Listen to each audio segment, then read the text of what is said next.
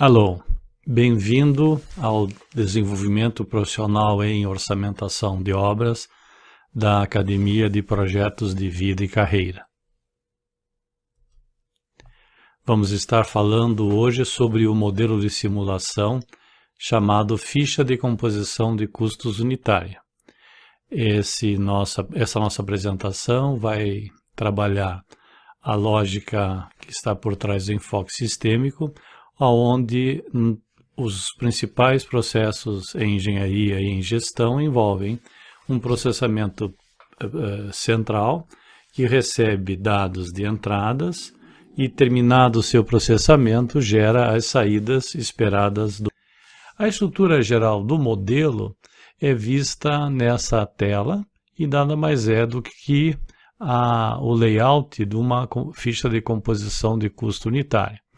Essa ficha, então, tipicamente tem o nome e a descrição do serviço que vai ser, então, calculado ou simulado, a unidade da composição, e o número do item, o código de insumo, que tipicamente é do sistema de materiais ou de insumos da empresa, o nome, a unidade, se é metro quadrado, quilo, grama ou algo similar, o consumo unitário, ou seja, quanto daquele insumo eu preciso para criar uma unidade do serviço relativo a essa ficha, o preço unitário de aquisição, que é o valor, então, de uma unidade daquele insumo, a preços de mercado, mas não qualquer preço de mercado, aquele que a construtora entende como válido para a compra.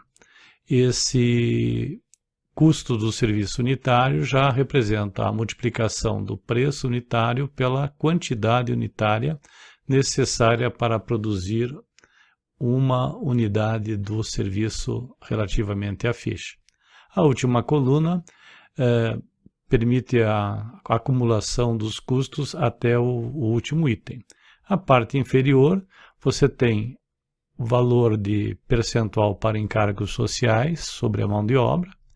Isso tem uma interferência externa da legislação trabalhista e uma outra interna que tem a ver com a forma como a empresa utiliza a mão de obra, se ela inclui aí dentro dos encargos material de segurança, como os equipamentos de segurança individual e outros. E o BDI, que é benefícios e despesas indiretas sobre os custos, ele é aplicado como um multiplicador, onde você já tem o encargo social considerado, e ele gera daí o preço final de venda. Nós temos leis interferindo nisso porque nós vamos incluir aí os impostos e todos os custos que são obrigatórios para que a empresa siga a legislação. Vamos estar trabalhando algumas fontes de elementos do modelo. São informações ou parâmetros que vão permitir você, então, calcular o custo unitário de um determinado serviço. Vamos estar vendo quais são as informações que vêm de projeto, quais que são definidos pela engenharia de produção, ou seja, métodos construtivos e determinações típicas da engenharia, informações da empresa e informações que vêm do ambiente externo. Bem, em relação a uma composição de custo unitária, nós não temos nenhuma contribuição da área de projeto. Aqui não se aplica.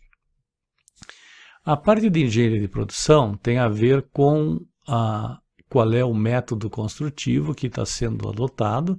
Isso, então, faz parte ali do campo nome e descrição do serviço.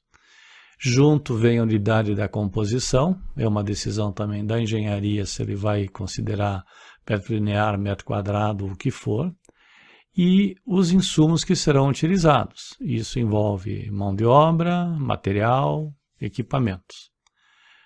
As unidades também é de decisão da própria empresa. Eu posso escolher, por exemplo, em relação à tinta, um latão de 1 galão ou uma lata de 1 litro. E isso, obviamente, vai gerar, então, diferenças quando eu busco o preço unitário daquele produto. Então, é uma decisão também da engenharia de produção. Em relação à empresa, nós temos o código do insumo, ele tipicamente vem lá do sistema computacional ou empresarial, então o banco de dados dos insumos, tanto para uso na área de compras, na área de orçamentação, na área de aplicação e envio do material para a obra. Ou seja, tipicamente eu deveria ter todos os insumos com um único código para todos os processos que ocorrem dentro da empresa. O número do item é meramente a ordem dele, de cada insumo nessa ficha. O consumo unitário, ele vem do modo como a empresa trabalha. Então, a engenharia de produção determina o que ela vai fazer, mas o consumo unitário tem a ver com a produtividade da equipe, com a quantidade de material que é perdido, e todos aqueles elementos que interferem no processo de produção. A gente classifica, então, como informação da empresa, porque a mesma engenharia de produção, os mesmos conceitos aplicados daí a empresas diferentes vão ter resultados diferentes, tipicamente nas produtividades e nas perdas. O outro elemento, que é o custo do serviço unitário, tem muito a ver, então, com o processo de cotação e busca de valores, de preços para serem utilizados nas aquisições dos materiais e equipamentos que vão ser usados na obra. E também o pagamento da mão de obra, com toda a lógica aí do RH. Então, ela representa não uma informação que vem do mundo exterior. Eu posso até, por exemplo, pegar uma cotação de quanto vale um azulejo de determinada característica, mas será que eu vou conseguir realmente comprar esse azulejo na minha empresa por esse valor? Aí utilizaríamos o valor que a empresa consegue de fato utilizar para adquirir isso na prática. E também temos daí ali em verde, a parte inferior, os encargos sociais sobre a mão de obra e o BDI, lembrando que há uma interferência ali sobre a legislação trabalhista. Mas tipicamente esses dois últimos itens, os encargos sociais e o BDI, também são determinados pelos procedimentos da empresa. Temos daí o ambiente externo trabalhando o preço unitário de aquisição.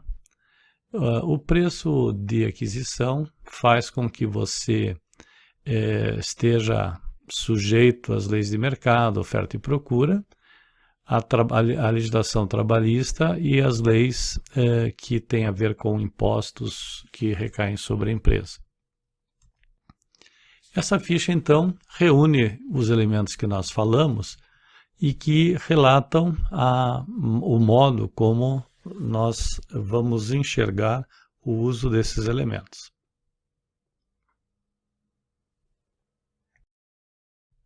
Legal, pessoal! Acabamos de concluir a fase 1 da apresentação. Essa parte, o que a gente viu? Conceitos importantes sobre o modelo de simulação, que é essa ficha de composição de custo unitário. Agora, se prepare que nós vamos começar uma aplicação prática. Vamos falar do uso de uma composição de custo unitário para o orçamento de uma parede de alvenaria. Ok? Vamos lá?